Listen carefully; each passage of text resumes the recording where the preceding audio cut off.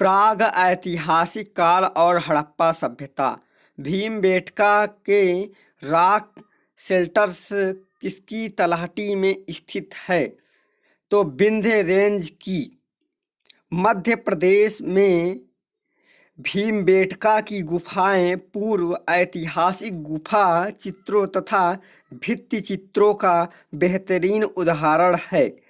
भीमबेटका के लिए प्रसिद्ध है गुफा शैल चित्र। किस हड़प्पाकालीन स्थल के भवन निर्माण के लिए कच्ची ईंटों का प्रयोग बहुतायता से किया गया था? कालीबंगा। किस नवपाषाणिक स्थल से गर्त निवास के प्रमाण मिलते हैं? बुर्ज होम से। पुरातात्विक अवशेष के रूप में काले रंग की चूड़ियाँ, अग्निकुंड, हल और जुते हुए खेत युगल सावधान में से कौन से तत्व कालीबंगा से नहीं पाए जाते हैं? युगल सावधान। लोथल, दैमाबाद, सुरकोटदा, धौलवीरा और कौन सा हड़प्पाकालीन स्थल गुजरात में स्थित नहीं है? तो दैमाबाद स्थित नहीं है। लंघनाज, गणेश्वर, बागोर, आदमगढ़ में से कौन सा स्थल मध्य पाषाण काल नहीं है? तो गणेश्वर। सिंधु घाटी सभ्यता का कौन सा प्राचीन शहर अपने बंदरगाह के लिए प्रसिद्ध था? तो लोथल।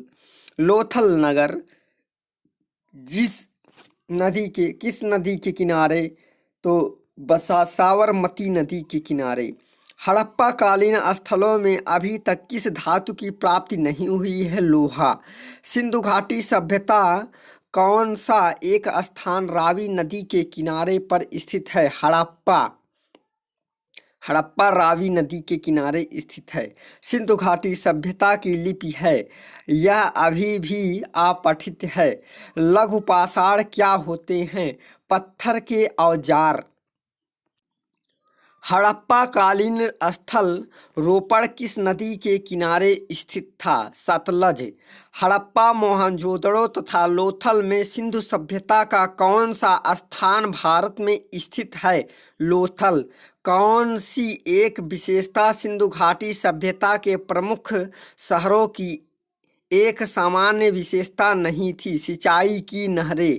हड़प्पा सभ्यता के लोग थे शहरी। सिंधु घाटी सभ्यता में धौलवीरा स्थल भारत के किस राज्य में स्थित है? गुजरात का कच्छ का रण। सिंधु घाटी सभ्यता के स्थानों धौलवीरा, मोहनजोदड़ो, चंदोड़ तथा हड़प्पा में से किसे सिंध का मरुस्थल के रूप में जाना जाता है? मोहनजोदड़ो को। सिंधु घाटी सभ्यता का कौन सा एक स्थान लूनी नदी के किनारे स्थित है? धौलवीरा। युगल सावधान फारस की मोहरे बंदरगाह एवं उत्तम किस्म की जौ में से कौन सा तत्व पुरातात्विक अवशेष के रूप में लोथल से नहीं पाए गए? तो उत्तम किस्म के जौ।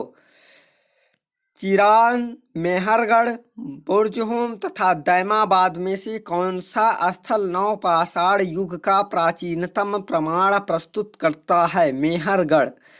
तो सही सुमेल करना। Mohenjodaro great bath, Harappa statue of priest, Kalibangan हल के लिए चिन्ह और लोथल पत्तन।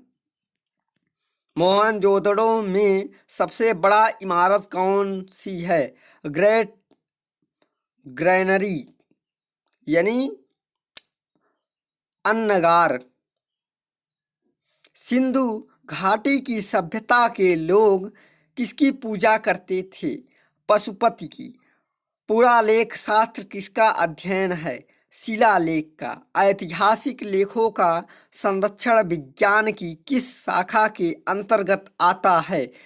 म्यूजियोलॉजी। इतिहास के आरंभ काल को निम्नलिखित में से क्या कहा जाता है? तो इतिहास के आरंभ काल को पूरा पाषाण काल कहा जाता है। जिस काल का कोई लिखित साक्ष्य नहीं मिलता उसे प्राग ऐतिहासिक काल कहते हैं। प्राग ऐतिहासिक काल के अंतर्गत पाषाणकालीन सभ्यता आती है। उपकरणों की विभिन्नता के आधार पर संपूर्ण पाषाण युगीन संस्कृति को 3 युग मुख्य चरणों में विभाजित किया गया है। ये है पाषाण काल, मध्य पाषाण काल और नवपाषाण काल। भीमबेटका की गुफा किस राज्य में है? तो यह है मध्य प्रदेश में। मध्य प्रदेश में प्रसिद्ध भीमबेटका की गुफाएं भोपाल से 45 किमी दक्षिण में स्थित है। यह प्राग ऐतिहासिक काल का प्रहरी होने के साथ ही भारतीय स्थापत्य कला का अनुपम खजाना है। प्रश्न नंबर 3, किस काल युग में पत्थर के औजार सबसे पहले पाए गए थे?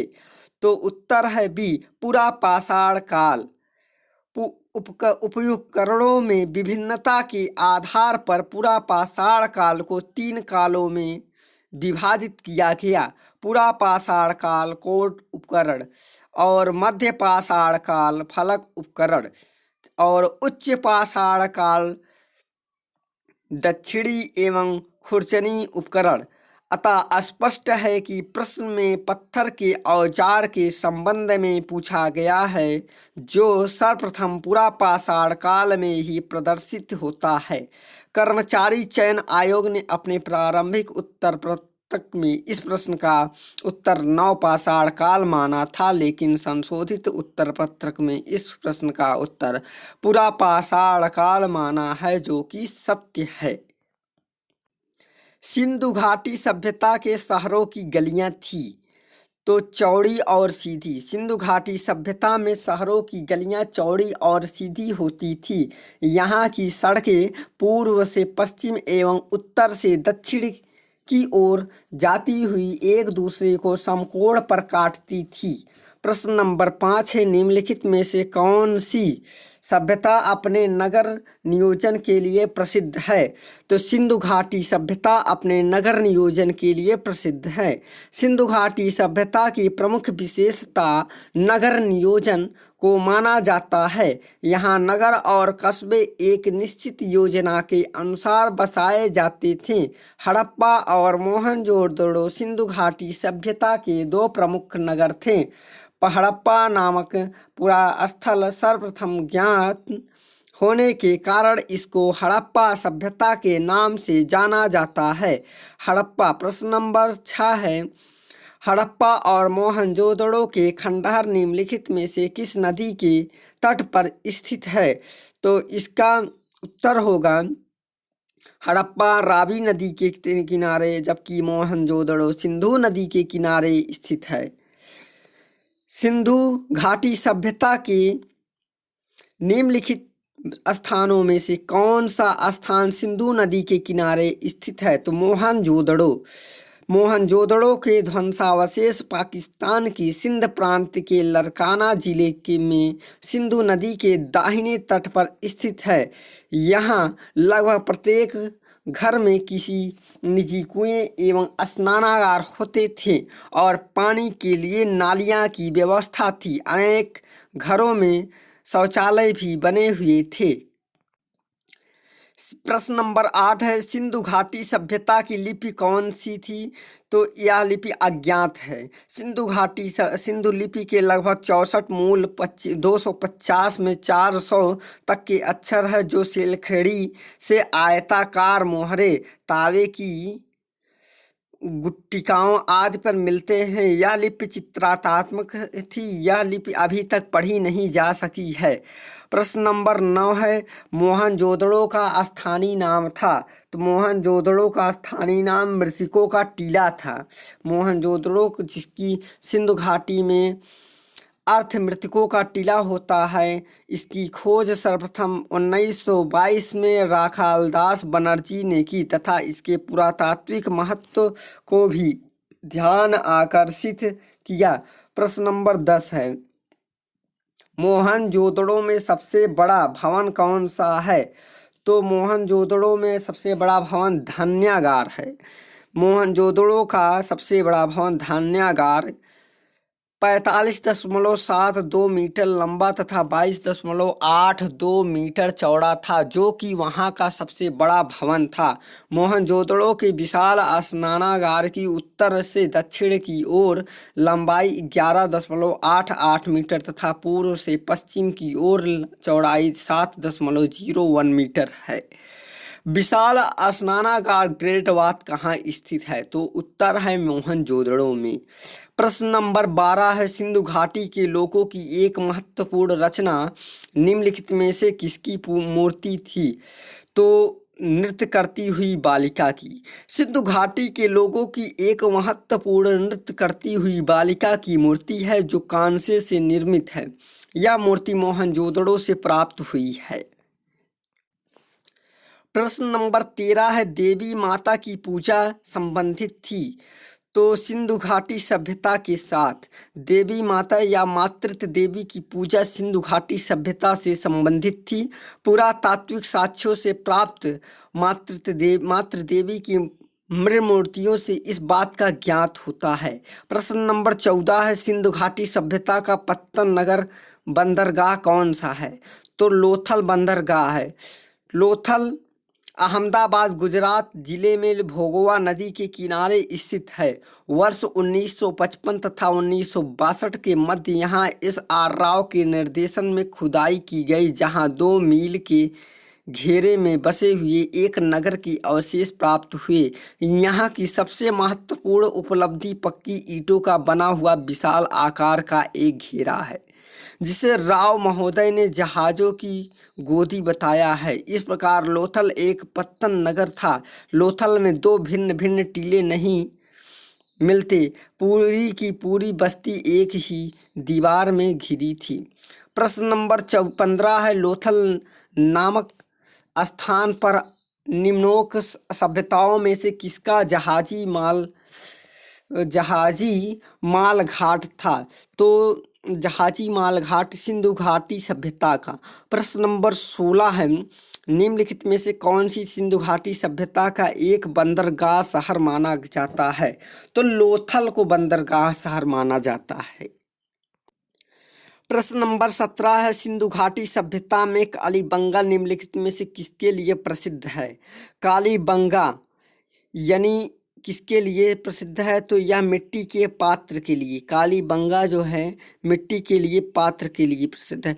कालीबंगा संध्योकालीन सभ्यता का एक पूरा स्थल है। यह राजस्थान के हनुमानगढ़ जिले में विद्यमान है। कालीबंगा से मिट्टी के पात्र प्राप्त हुए हैं।